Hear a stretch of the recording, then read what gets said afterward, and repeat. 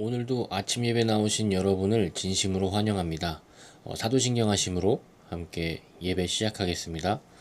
전능하사 천지를 만드신 하나님 아버지를 내가 믿사오며 그 외아들 우리 주 예수 그리스도를 믿사오니 이는 성령으로 잉태하사 동정녀 마리아에게 나시고 본디오 빌라도에게 고난을 받으사 십자가에 못 박혀 죽으시고 장사한 지 사흘 만에 죽은 자 가운데서 다시 살아나시며 하늘에 오르사 전능하신 하나님 우편에 앉아 계시다가 저리로서 산자와 죽은 자를 심판하러 오시리라.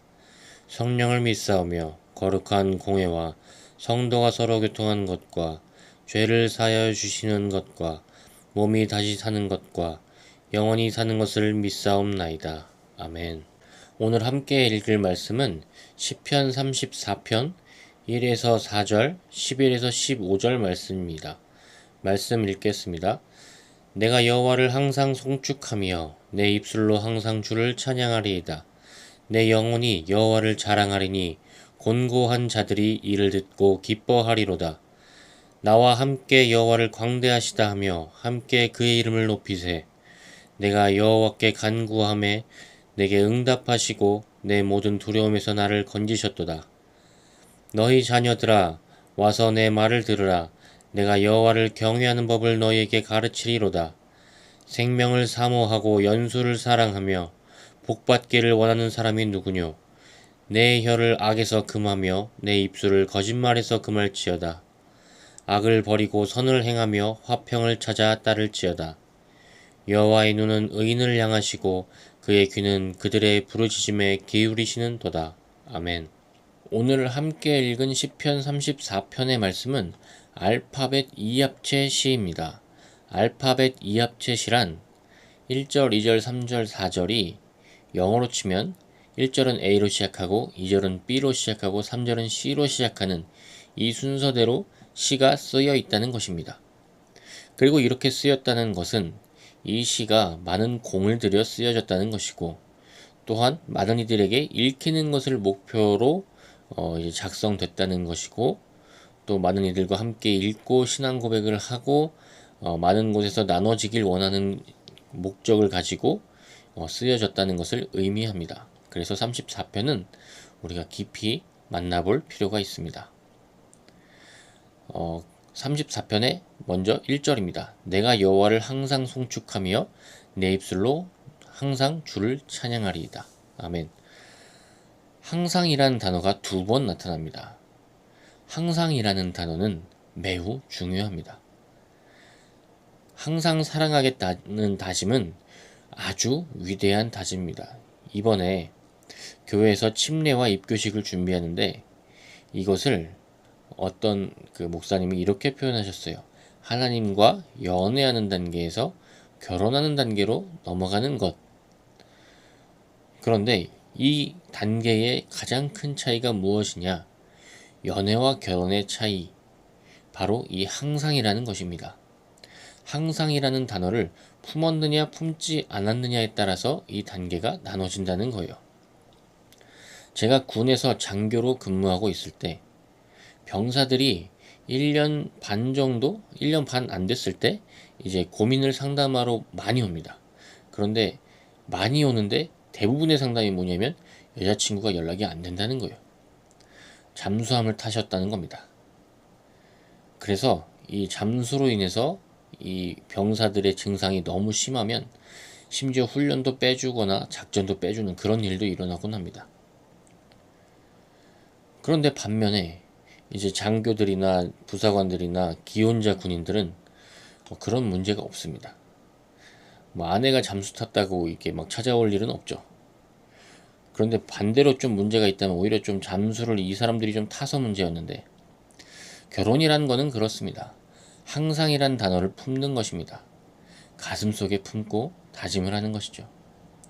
오늘 시인이 바로 그것을 말하고 있습니다. 하나님께 항상 송축하고 항상 찬양하리라. 주님 앞에 그 마음을 품으리라. 항상이란 단어를 내가 품고 살아가리라. 그래서 침례를 받는다는 것, 입교를 한다는 것, 이것은 신앙을 여기서 끝낸다는 것이 아니고 이제 시작하는 것을 의미합니다. 그래서 하나님 사랑과 이웃 사랑은 여전히 오늘도 우리에겐 시작인 것입니다. 항상 우리는 시작 단계에 머물러야 합니다. 그래서 이렇게 사랑하며 살아가다 보면 우리에게 생기는 생활 방식이 존재하는데, 그 생활 방식에 대해서 잘 적어 놓은 것이 3절에 있습니다. 2절에 있습니다. 내 영혼이 여호와를 자랑하리니, 하나님을 자랑하는 것입니다. 그러니 곤고한 자들이 이를 듣고 기뻐하리로다. 나와 함께 여호와를 광대하시다 하며 함께 그의 이름을 높이세. 하나님을 높이며 살아가는 것입니다. 하나님을 자랑하면서 살아서 나의 자랑으로 말미암아서 어려운 자들이 일어나는 것입니다. 하나님과 살아가기로 결심하고 바뀐 내 삶을 찬양으로 불러내는 것입니다. 그것이 그리스도인의 생활 방식으로 바뀌어 가야 되는 것이죠. 그래서 이 생활 방식을 가지고 주변 이웃이나 사람들을 보고 자녀를 보면 사실 고민되는 게 하나 있습니다. 복음을 전하는 것이죠. 하나님을 그들 앞에서 찬양하는 것입니다. 그런데 이럴 때 하나님을 찬양하고 하나님을 전하고 이런 것들이 과연 어떻게 일어나야 되는가? 특히 우리에게는 자녀들이 많습니다. 자녀들에게 어떻게 전해야 되는가에 대한 고민이 있습니다. 이것은 과연 부탁으로 이루어지는가? 권고로 이루어지는가? 아니면 요즘 사람들에게 가장 꺼려지는 방식인 거의 명령조로 이루어지는가? 그런데 오늘 성경을 보면, 그리고 수많은 성경의 말씀들을 보면 사실 명령에 가깝습니다. 너 한번 믿어볼래? 믿어보니 좋아. 너도 믿어. 뭐 이런 말이 좋긴 하죠. 그런데 성경은 그런 차원에서 머물지 않습니다. 거의 명령조에 가깝습니다. 하나님을 믿는 믿음에 내 말에는 권위가 실려 있습니다. 그런데 요즘 사회에서는 그게 잘 통하진 않죠. 그런데 왜 그걸 명령해? 좋게 좋게 설득해야지라고 생각하는 것이죠. 그런데 제가 사역을 하면서 느낀 것은 하나가 있는데, 무엇이냐면 하나님과 동행한 경험이 충분히 쌓인 상태가에 머물러 있으면 복음을 전하는 말에 권위가 들어가고 힘이 들어갑니다. 그런데 그렇지 않으면 오히려 상대를 의식하고 힘이 들어가지 못하는 것을 제 스스로도 발견할 때가 있습니다. 성경에서 이 모습은, 그래서 저는 정말 하나님과의 동행이 그 삶에 꽉꽉 들어차지 않고선 이런 고백을 할 수 없다는 그런 고백을 할 수 있습니다. 그래서 오늘 본문이 이런 거죠. 자녀에게 권하고, 이게 하나님의 자녀지만 이 자녀에게 권함과 동시에 자신의 삶에서의 고백이 섞여 있어요. 이것은 따로 될 수가 없는 것입니다.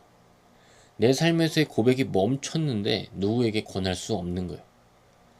내 삶에서 하나님을 사랑한다는 그 눈물이 멈췄는데 다른 일을 위해서 눈물을 흘릴 수도 없는 것이죠. 신앙은 경험과 전수가 함께 일어나는 것입니다. 저도 요즘 아이들과 함께 기도하면서 깨달은 것은, 기도를 제가 항상 해주다가 어느 날 같이 하고 어느 날은 기도를 부탁하고, 그러면 이제 기도가 시작됐다는 것을 느낍니다. 믿음은 삶에서 전달된다는 것을 많이 느껴요.